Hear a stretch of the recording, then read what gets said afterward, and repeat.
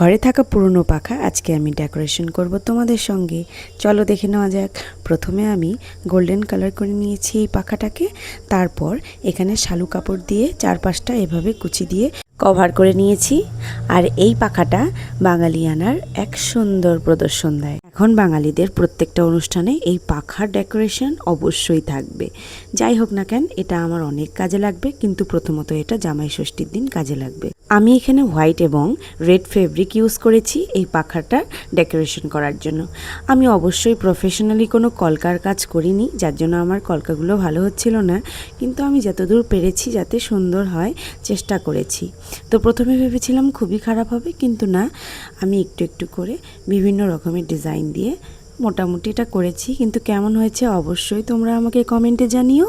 এবং তোমাদের রিভিউ ছাড়া কোনো দিনও আমি ভাবতে পারবো না যে আমি এই কাজটা ভালো মতো করেছি কি করিনি। তো তোমরা আমাকে নিশ্চয়ই কমেন্টে জানিও আমার এই কাজটা তোমাদের কাছে কেমন লেগেছে। আর এই কলকাগুলো আমি নিজের থেকেই করেছি, আর পুরোটা আমি নিজের থেকেই করেছি একদম। কেমন লাগলো অবশ্যই আমাকে কমেন্টে জানিও।